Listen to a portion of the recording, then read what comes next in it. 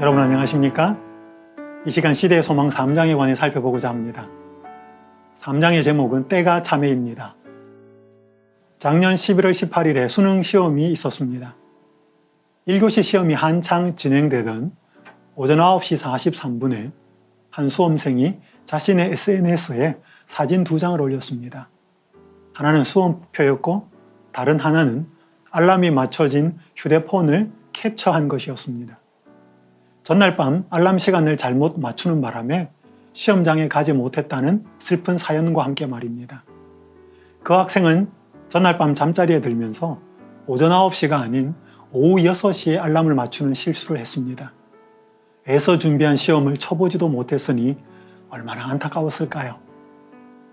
사람이 때를 잘못 맞추면 큰 문제가 발생할 수 있습니다. 갈라디아서 4장 4절과 5절은 이렇게 말씀하고 있습니다. 때가 참에 하나님이 그 아들을 보내사 여자에게서 나게 하시고 율법 아래 나게 하신 것은 율법 아래 있는 자들을 속량하시고 우리로 아들의 명분을 얻게 하려 하심이라. 성경은 때가 찼을 때 그리스도가 이 땅에 여자의 후손으로 오셨다고 말씀합니다. 사람은 살면서 때를 맞추는데 실수를 할 수 있지만 사람의 구원을 위해 일하시는 하나님은 언제나 최적의 때에 맞추어 일을 하십니다. 구주에 대한 약속은 범죄한 아담과 하와에게 최초로 주어졌습니다. 첫 부부는 맏아들이 구주이기를 바랐지만 아니었습니다. 그 후로 사람들은 계속하여 구주를 기다렸지만 그분은 오시지 않았습니다. 하지만 구주를 보내시겠다는 하나님의 약속은 그분의 시간표에 따라 차질 없이 진행되고 있었습니다. 구주의 탄생 시기는 다니엘서 9장 24절과 25절에 예언이 되어 있습니다. 하지만 갈라디아서 4장 4절이 말하는 때는 단순한 시간적 차원을 넘어 예수님께서 오신 때가 가장 적절한 때였음을 의미합니다. 예수께서 오시기 직전의 물리적인 때, 그때는 구주께서 오시면 그 소식이 신속하게 전파될 수 있는 상황이었습니다. 당시의 때는 이러하였습니다. 첫째로 여러 국가가 로마의 통치 아래 하나로 연합되어 있었습니다. 중동, 소아시아, 유럽 일대가 로마 제국 안에서 하나로 통일되어 있었습니다. 둘째로 헬라어로 인해서 언어가 통일되어 있었습니다. BC 4세기부터 알렉산더 대왕의 정복 전쟁과 함께 헬라어가 보급이 되어 제국 안에서 공용어로 사용되고 있었습니다. 셋째로 로마 제국 내에 도로가 그물망처럼 연결되어 있었습니다. 로마는 효율적인 통치를 위해 광범위하게 도로를 건설하였는데 그들이 서로 연결되어서 이동이 편리하였습니다. 넷째로 전 세계에 흩어져 있던 유대인들이 절기를 맞아 예루살렘을 방문하고 있었습니다. 그들이 고향으로 돌아간다면 구주의 탄생 소식은 온 세상에 전해질 것이었습니다. 예수께서 오시기 직전의 때를 보면 요즘 세상과 비슷하다는 생각이 듭니다. 요즘은 영어가 세계 공용어로 되어 있습니다. 비행기를 타면 어느 나라든지 갈 수가 있습니다. 인터넷을 통해 지구 한쪽에서 일어나는 일이 온 세상에 신속히 전해질 수 있습니다. 예수님이 재림하시기 전 하나님께서 무언가를 전 세계에 알리시기 원한다면 그것이 신속하게 전파될 수 있는 세상이 되어버렸습니다. 하지만 당시에 이런 물리적인 상황보다 더 중요한 것은 사람들이 영적으로 처해 있던 상황이었습니다. 시대의 소망 36, 37페이지는 이렇게 말씀합니다. 죄의 기만은 최고도에 달하였다. 사람의 심령을 타락하게 하는 모든 작인이 움직였다. 하나님이 거하실 성전으로 지음을 받은 사람의 몸은 악마의 거처가 되었다. 사람의 감각, 신경, 감정 및 기관이 비루한 정욕의 방종을 행하는 일에 초자연적 대리자들로 말미암아 움직여졌다. 악마의 인이 사람들의 얼굴에 찍혀 있었다. 죄는 하나의 과학이 되었고 부도덕은 종교의 한 부분으로 성별되었다. 하나님께 대한 반역심은 사람의 마음속 깊이 뿌리를 박았고 하늘에 대한 사람의 적개심은 매우 강렬하였다. 여러분, 이 내용은 요즘 세상이 아닌 약 2000년 전에 그리스도께서 초림하시기 전에 세상에 관한 설명입니다. 당시 사탄은 사람의 마음에 강력하게 역사하였습니다. 사람을 타락시키기 위해 그의 모든 대리자들이 움직였습니다. 그 결과 하나님이 거하도록 창조된 사람의 몸은 사탄의 거처가 되었습니다. 사람의 얼굴에는 악마의 도장이 찍혀 있었습니다. 죄의 기만은 최고조에 달해 있었고 하늘에 대한 적개심 또한 그러하였습니다. 사탄은 사람들이 죄를 짓는데 더욱 대담하게 만들었습니다. 사람은 하나님과 점점 멀어졌고 사탄이 세상에 들이온 어둠의 그림자는 점점 깊어갔습니다. 이런 와중에도 성령의 인도하심을 따라 진리를 찾는 자들이 있었습니다. 최초로 계산기를 만들고 수학 미적분의 기초를 놓았던 17세기 프랑스의 과학자이자 수학자였던 블레이즈 파스칼이 이런 말을 했습니다. 각 사람의 마음에는 어떤 피조물로도 채워질 수 없는 오직 예수 그리스도를 통해서 알게 되는 창조주 하나님에 의해서만 채워질 수 있는 하나님 모양의 빈 공간이 있다. 신앙심이 깊었던 한 과학자는 간절하게 진리를 찾았고 언제 사람이 만족할 수 있는지 깨달았습니다. 세상이 아무리 악할지라도 언제나 진리를 찾는 하나님의 사람들이 있어 왔습니다. 그들 중 유대인이 아니었던 사람들도 당시 헬라어로 번역된 70인역 성경을 깊이 연구하였습니다. 마침내 그들은 구주가 오실 것을 깨달았고 받은 빛을 전하였습니다. 하지만 그들은 극소수에 불과하였습니다. 그렇다면 하나님의 선택을 받았던 이스라엘 백성의 다수는 어땠을까요? 슬프게도 그들 대부분은 사탄의 지배를 받고 있었습니다. 성전 봉사의 책임을 맡았던 제사장들마저도 제사 제도의 본질을 잃어버리고 있었습니다. 시대소망 36페이지는 이렇게 말씀합니다. 그들은 제물을 드리는 일을 연극하는 배우같이 하였다. 여러분, 연극 보신 적 있으시지요? 배우들이 대본을 열심히 외운 후에 무대에 올라가 최선을 다하여 인생의 희로애락을 연기합니다.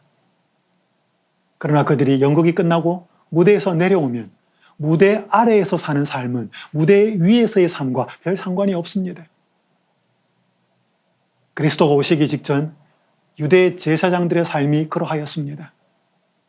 그들은 하나님께 제사를 드릴 때 누구보다도 진지하였습니다. 하지만 예식이 끝나고 나면 그들의 일상은 그 예식과는 별 상관이 없었습니다. 그들의 예배에는 생명이신 그리스도가 빠져 있었습니다.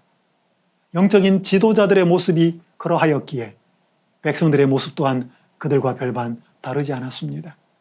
그 결과 그들은 하나님의 품성을 잘못 나타내었습니다. 하나님의 대리자로 부름받은 이스라엘 백성이 사탄의 대리자가 되고 말았습니다. 이방을 위한 디딤돌로 부름받았던 그들이 걸림돌이 되고 말았습니다. 하나님께 부름을 받은 우리는 어떨까요? 저는 몇 년 전에 3컷으로 된 짧은 만화를 본 적이 있습니다. 관을 쓰고 있는 예쁜 공주가 두꺼비를 보고 있었습니다. 그 두꺼비는 마녀의 저주로 인해 변해버린 이웃나라의 왕자였습니다. 마법의 저주를 푸는 방법은 공주가 그 두꺼비에게 키스를 하는 것이었습니다.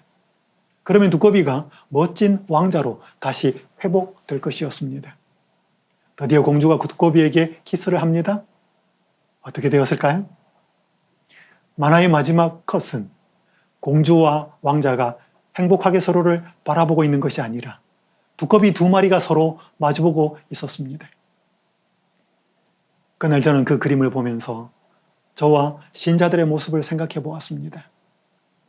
요즘 우리를 통해 세상 사람들이 아름답게 회복되는 것이 아니라 오히려 그들을 통해 우리가 변질되어 가고 있는 모습을 말이지요. 무섭고 두려운 일입니다. 예수님이 빠져버린 교회, 그래서 성령이 없는 신자, 그들의 삶은 세상을 변화시키지 못하고 오히려 세상을 더 닮아가게 됩니다. 안타깝게도 예수님께서 초림하시기 직전에 이스라엘의 영적인 상태와 지금 우리의 영적인 상태는 매우 비슷합니다. 이스라엘 백성에게 희생 제사 제도와 율법을 주신 분은 예수님이셨습니다.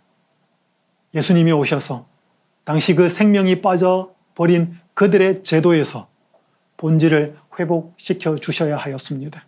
예수님께서 오셔서 그들의 성경 해석에서 인간의 생각을 제하고 진리를 밝히 드러내셔야 하였습니다. 예수님께서 오셔서 가려지고 뒤틀어진 진리를 온전히 드러내고 바로 잡으셔야 했습니다. 이것이 바로 당시 사람들이 직면했던 영적인 상황, 영적인 때였습니다. 사탄은 사람들을 죄에 물들게 한 후에 하나님이 더 이상 그들을 참지 않기를 바랐습니다. 그래서 그분이 사람들에 대한 사랑을 거둬들이고 그들을 포기하게 만들려고 했습니다. 그렇게 되면 세상과 사람들은 확실히 자신의 지배 아래 들어올 것이었습니다. 이것이 바로 사탄의 계획이었습니다. 따라서 타락하지 않은 세계들은 이 모든 광경을 지켜보고 있었습니다. 그때 하나님은 사람들에 대한 사랑을 거두시거나 그들을 포기하시거나 그들을 멸망시키시는 대신에 그들을 구원하시려고 그리스도를 보내셨습니다. 사탄이 승리한 듯 보이던 위기의 때에 그리스도는 거룩한 사명을 띠고 이 땅에 오셨습니다. 그것이 바로 하나님의 계획이었습니다.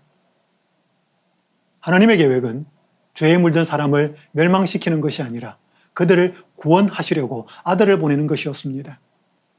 얼마나 멋지고 좋으신 하나님이십니까? 우리가 믿는 하나님은 가장 적절한 때에 맞추어서 일을 하시는 자비의 하나님이십니다. 사탄은 하나님이 이런 분이신지를 알지 못했습니다. 저는 최적의 때에 맞추어서 일을 하신 자비의 하나님을 여러 번 경험하였습니다. 군대에서 더 이상 안식일을 위해 투쟁할 수 없었을 때, 신학을 공부하던 대학원 시절에 등록금이 없었을 때, 성경 공부를 하는데 도저히 구도자의 마음을 결심시킬 수 없었을 때, 하나님께서는 역사하시고 또 역사하셨습니다. 아무리 봐도 그때보다 더 좋은 때는 없었습니다. 물론 그 하나님은 자비의 하나님이셨습니다. 우리의 인생을 돌아본다면 하나님은 언제나 적절한 때에 일해오신 타이밍의 하나님인 것을 우리는 알 수 있고 고백할 수 있습니다. 상담가로 40년 이상 부부들에게 도움을 준 게리 체프먼은 5가지 사랑의 언어라는 책을 썼습니다. 사람마다 자신의 모국어가 있듯이 제1 사랑의 언어가 있다는 것입니다.